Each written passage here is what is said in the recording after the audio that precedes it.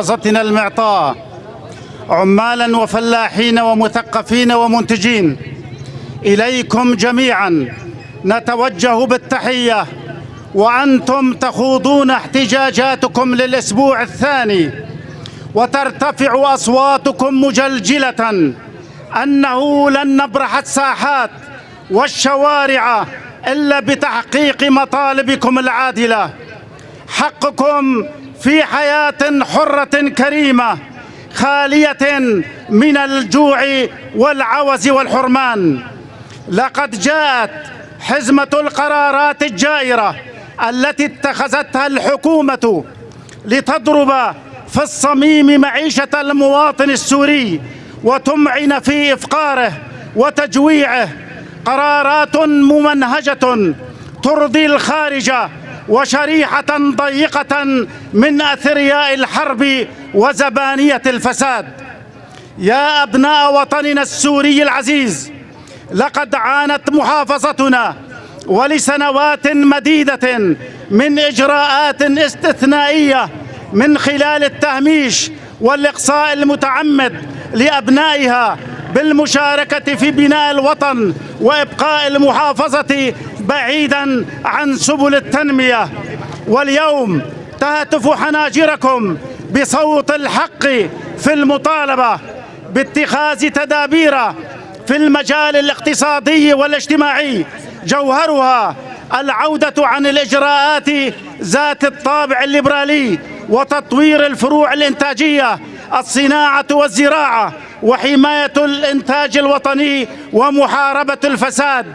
أحد تجليات النهب للبرجوازية الجديدة التي تنهب مقدرات الشعب السوري مكافحة الغلاء وإيجاد سلم غلاء للمعيشة وتحريكه دورياً وربط الأجور بالأسعار، إعادة النظر بآلية توزيع الدخل الوطني لصالح الكادحين، تخفيض سعر حوامل الطاقة وبشكل خاص المازوت، حيث لارتفاع أسعاره مفاعيل سلبية كبيرة وتأثيرات مباشرة على ارتفاع أسعار أكثر من 40 مادة في الصناعة والزراعة والنقل، والحد من الرسوم على فواتير الماء والكهرباء، الاهتمام الجدي بتأمين مستلزمات الإنتاج الزراعي الأساسية وتحقيق الأمن الغذائي الذي يعد سلاحاً لمواجهة المنعطفات الحادة التي تمر بها بلادنا.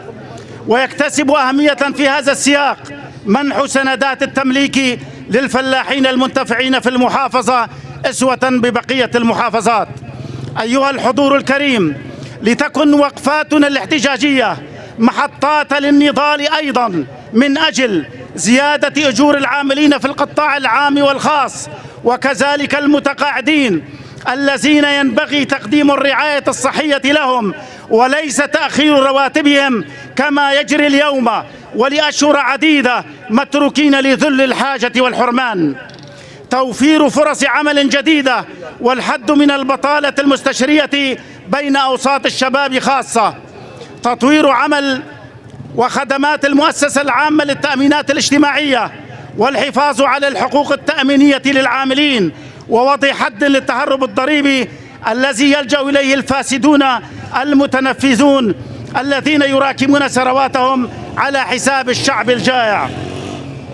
تكريس شعار استثمار النفط وطنيا والعمل من أجل تخصيص نسبة مجزية من عائدات النفط لتأمين الخدمات الضرورية لأبناء المحافظة.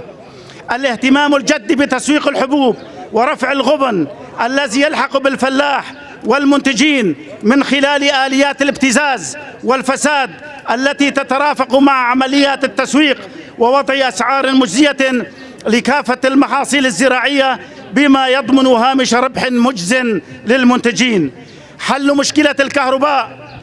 مشكلة الكهرباء والحد من ظاهرة الأمبيرات من خلال القيام بصيانة الشبكات الكهربائية والمحطات المتضررة، وإعادة التيار الكهربائي النظامي للمواطنين، والتوسع في إقامة محطات توليد الكهرباء في المحافظة. وكذلك الاهتمام بموضوع مياه الشرب وتأمين البدائل الضرورية، خاصة وأن مصدر هذه المياه في الحسكة يقع تحت سيطرة الاحتلال التركي البغيض، مما يضاعف معاناة مليون نسمة من سكانها. الحضور الكريم، لقد اكتسح الغلاء الفاحش جميع المواد الغذائية الأساسية ذات الطابع الشعبي، والتي لا يمكن الاستغناء عنها، حتى باتت هما يوميا للمواطنين، وخاصة الكادحين منهم وذوي الدخل المحدود.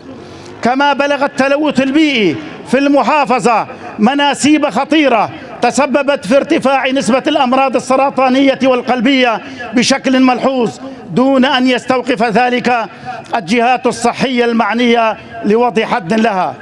إنما يجري اليوم هو تراجع خطير عن إنجازات وطنية كبرى كالصحة والتعليم واستثمار النفط وطنيا.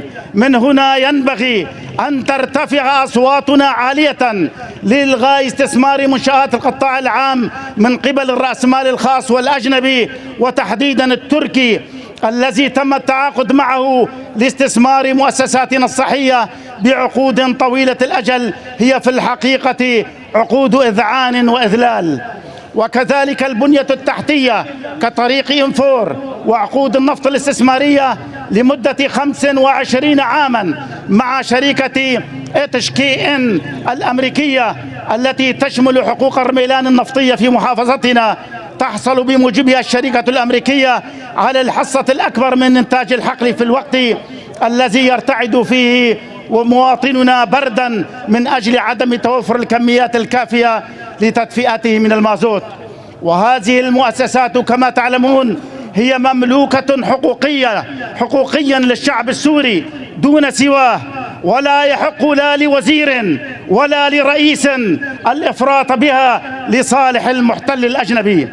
وكما تلاحظون فإن انتدابا اقتصاديا تركيا يفرض على بلادنا وبموافقة السلطة الحاكمة التي تقايض على الوطن ومقدراته مقابل أرضاء الأجنبي وعلى حساب فقراء الوطن. الإخوة والأخوات، بعد الحرائق التي طالت هذا الموسم بات ضروريا المطالبة بالإسراع بإصدار قانون التأمين على المحاصيل الزراعية، والإسراع بإصدار تشريع خاص لإحداث صندوق ضد الكوارث التي تصيب الزراعة. أيها الإخوة والأخوات، كي لا نكون مثل النعامة نضع رؤوسنا في الرمل، فإننا نحمل مسؤولية هذا الغلاء الفاحش وهذا التردي المريع في الوضع الخدمي والمعاشي لما تسمى بالحكومة المؤقتة وشركتها من السلطة في الإدارة الذاتية المندمجة معها، والتي أرهقت على مدى سنوات كاهل أبناء المحافظة.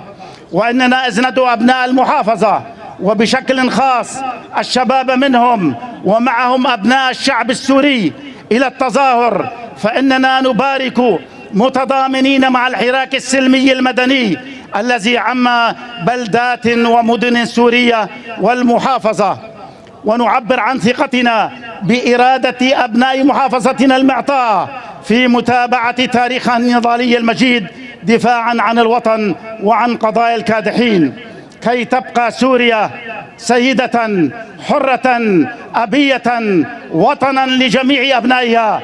عشتم وعاشت سوريا دولة ديمقراطية تعددية، دولة شراكة حقيقية لكل المكونات، وليكن شعارنا على الدوام من أجل وطن حر وشعب سعيد.